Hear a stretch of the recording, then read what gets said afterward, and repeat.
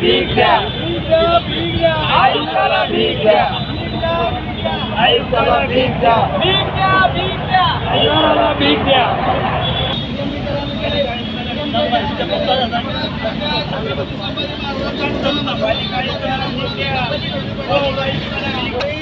आयुक्ताला भीक द्या, आमदाराला भीक द्या, आमदाराला भीक द्या, आयुक्ताला भीक द्या, आमदाराला भीक द्या, आयुक्ताला भीक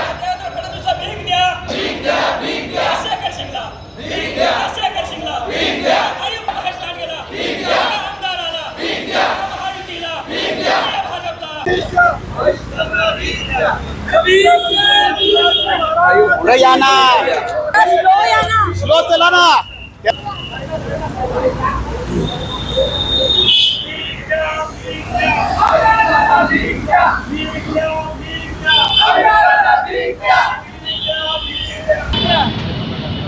शेता शेता भागाचं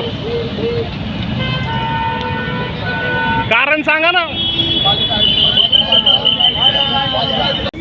पिंपरी चिंचवडमध्ये भीक मागो आंदोलन केलं जातंय. शंभू भक्त सगळे एकवटलेले आहेत आणि बघतोय आपण की चौका चौकात इथं जे वाहनं थांबतायत त्यांच्याकडे जाऊन हे सगळं अशा पद्धतीनं भीक मागितली जाते. आणि इथं आपण बघू शकतो हे वाटे असतील किंवा हे ताट असतील ते घेऊन इथं भीक मागितली जाते आणि लोकांकडून सुद्धा उत्स्फूर्तपणे ही भीक या ठिकाणी दिली जाते. काय कारण काय आहे तुम्ही ही भीक मागताय? महाराजांच्या स्मारकामध्ये शेकडो कोटींचा घोटाळा केलेला आहे. त्यामुळे आज आम्ही संभाजी ब्रिगेड व इतर संघटनेच्या वतीने भीक मागो आंदोलन करून लोकांकडून 1-1 रुपया जमा करून पालिका आयुक्तांसह इथल्या स्थानिक आमदारांना भीक मागून आम्ही पैसे जमा करून असताना भीक देणार आहोत. त्यांनाच देण्याचं काय कारण आहे? पालिका आयुक्त आणि तेथील अधिकारी आणि तेथील स्थानिक आमदार यांच्या वतीने भरपूर मोठ्या प्रमाणात भ्रष्टाचार केलेला आहे. पुतळ्याला तडे गेलेले आहेत. त्यामुळे आम्ही त्यांचा आज निषेध करणार आणि भीक मागून त्यांना आम्ही जे जमलेली रक्कम आहे पालिका आयुक्त आणि अधिकाऱ्यांना आणि तेथील स्थानिक आमदारांना आम्ही देणार आहोत. खरं तर अनेक दिवसापासून हा विषय चालू आहे. तुम्ही वेळोवेळी याचा पाठपुरावा करताय. काय सांगताय प्रशासन याबद्दल? प्रशासन भ्रष्टाचाराच्या लोकांना पाठीशी घालत आहे आणि हजारो शेकडो कोटीचा घोटाळा केलेला आहे. पहिलं जे स्मारक होतं त्या छोट्याशा जागेत होतं. आमची पहिल्यांदा मागणी होती त्याचं जागा बदलून मोठ्या जागेत घ्या.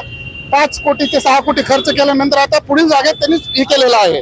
तर छत्रपती संभाजी महाराजांचा 100 फुटी पुतळा हा पिंपरी चिंचवडमध्ये उभारला जातोय, परंतु त्यामध्ये मोठा भ्रष्टाचार होत असल्याचा आरोप या ठिकाणी या शंभू भक्तांनी केलेला आणि त्यासाठीच हे भीक मागो आंदोलन त्यांच्याकडून केलं जात आहे. नाजीमुल्ला, एबीपी माझा, पिंपरी चिंचवड.